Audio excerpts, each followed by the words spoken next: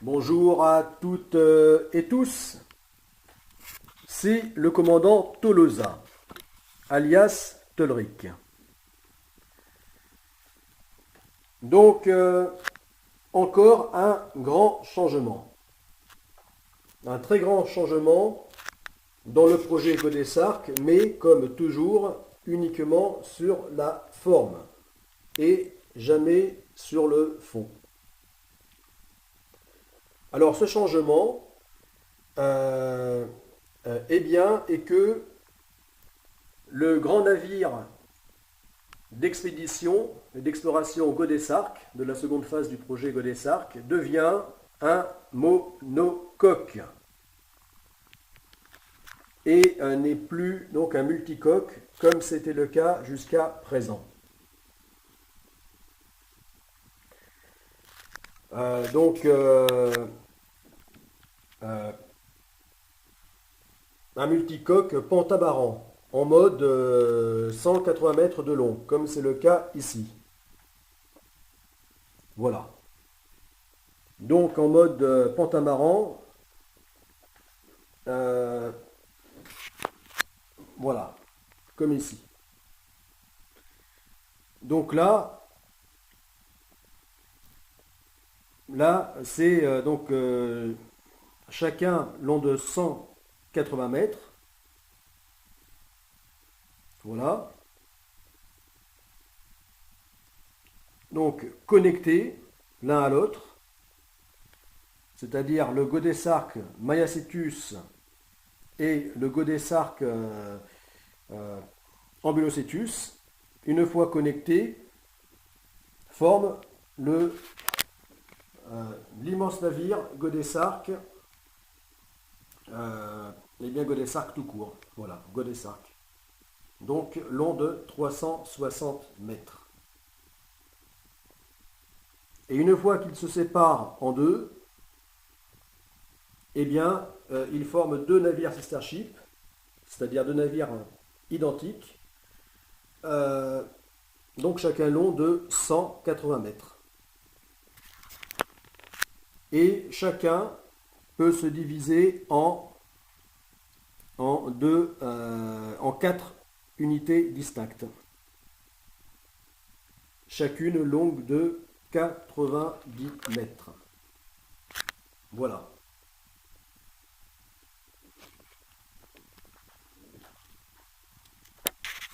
Donc,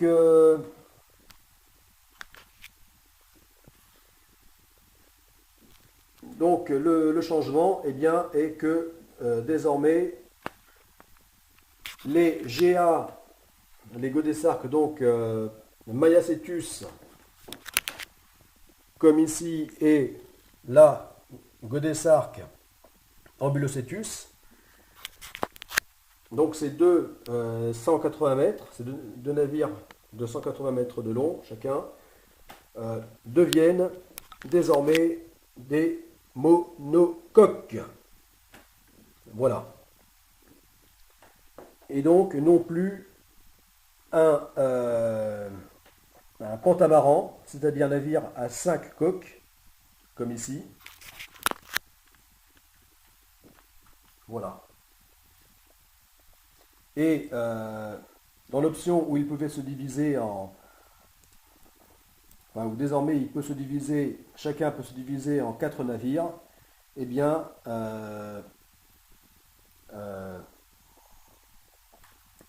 devenant monocoque, eh bien, chacun restera monocoque. Et donc ne sera plus une fois divisé en 4, un catamaran, voilà, ou encore chacun un prao. Voilà. Et une fois assemblé comme ça, un trimaran. Voilà. Donc,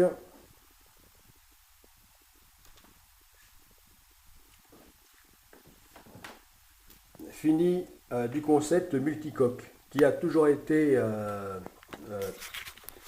retenu depuis le tout début du projet, donc jusque-là, le concept multicoque. Donc je ne vais pas expliquer ici les raisons techniques pour lesquelles, pour laquelle, puisque là c'est la principale raison technique que j'ai expliquée donc sur la chaîne Projet Godessarc phase 2. Donc je ne vais pas revenir dessus. Mais je vais parler de la deuxième principale raison qui est symbolique. Voilà. C'est-à-dire que dès le début du projet, Godessarc étant un navire, un véritable voilier, amphidrome, et en plus, c'est-à-dire avec pas d'arrière mais deux avant à chaque extrémité, et en plus avec étrave inversée. Ce qui a naturellement donné un air de drakkar viking. Et ça a été dès le début de la genèse du concept. Donc une vague ressemblance. Mais beaucoup de personnes connaissant un peu donc le milieu nautique pouvaient y penser. Voilà. Vaguement, on pouvait penser au drakkar. Alors, cette terre de famille, cette ressemblance, je ne l'avais pas du tout cherché au départ. Je n'ai fait que la constater par la suite. Et au fil du temps, eh bien, je me suis dit, finalement, c'est bien que naturellement, il ressemble à un drakkar, et donc je vais augmenter ce trait. Je vais forcer ce trait. Et donc, c'est ce que j'ai fait jusqu'au point de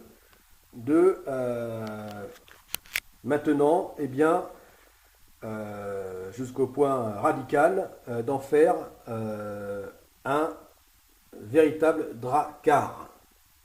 Voilà, comme c'est désormais le cas. C'est-à-dire non plus seulement dans la silhouette, mais également du point de vue architectural, c'est-à-dire une seule coque, donc il devient monocoque, et un seul mât, une seule voile, mais on fait là donc une véritable, comment on dit, voile carré, un phare carré, mais malgré l'apparence qui en fait là se divise en 5 voiles, chacune d'environ 1000 mètres carrés. Donc 5 immenses voiles qui donnent donc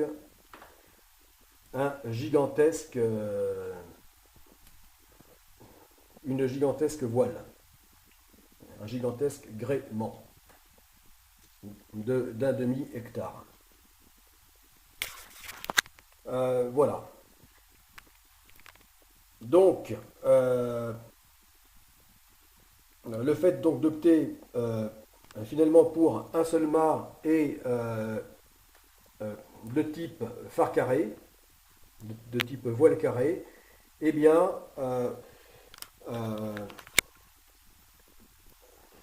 en fait un véritable drakkar.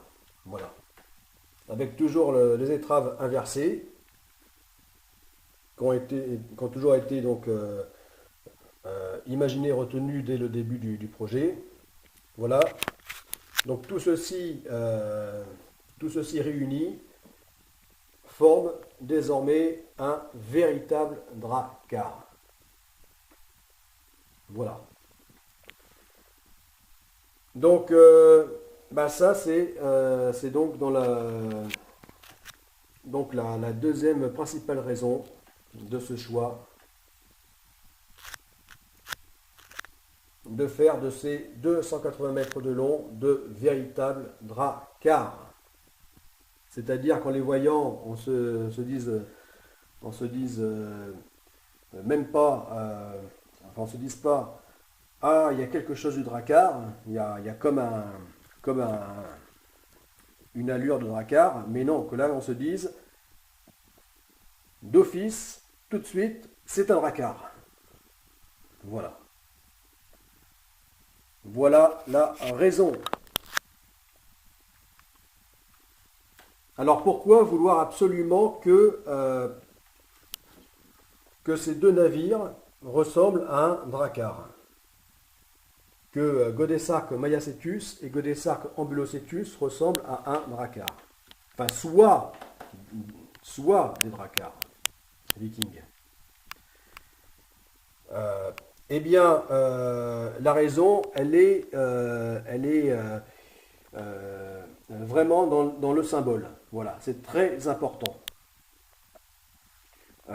Voilà, puisque les Vikings étaient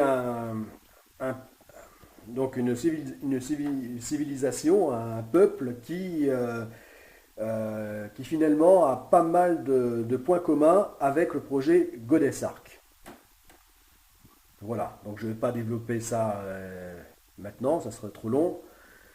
Mais finalement, dans l'esprit viking, eh bien, enfin, je me rends compte que l'esprit viking correspond tout à fait avec l'esprit, enfin l'esprit viking de l'an 1000, on va dire, correspond tout à fait avec l'esprit Godesark de l'an 2000, du 21e siècle. Déjà bien entamé. Voilà. Donc c'est pour ces raisons de très communs en termes de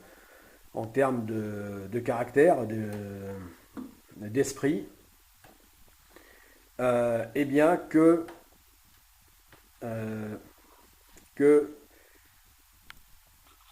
Godesark doit absolument être rejoindre cet esprit, fusionner avec cet esprit ancestral viking. Voilà. Cet esprit donc en tant qu'Européens, donc de nos ancêtres vikings. Voilà. Mais donc revu 1000 ans plus tard, revu donc en mode 21e siècle. Et notamment pour ce qui est technique, eh bien, de pouvoir faire un Drakkar géant, bien au-delà de la taille des plus grands Drakkars ayant existé à l'époque. Donc un Drakkar géant, ultra moderne, high-tech, donc rendu possible grâce aux techniques du 21e siècle.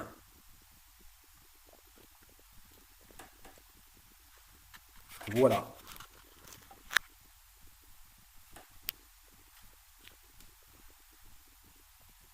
Désormais, donc, on peut dire que plus que jamais, le projet Godesark est l'esprit viking.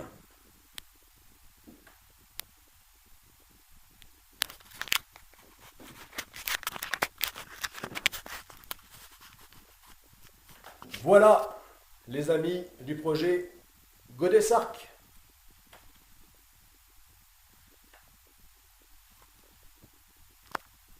Alors, pour que ce projet puisse voir le jour, dans l'intérêt de tous, en tout cas européens, eh bien,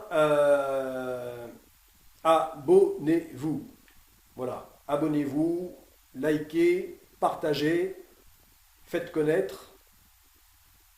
Voilà, voilà.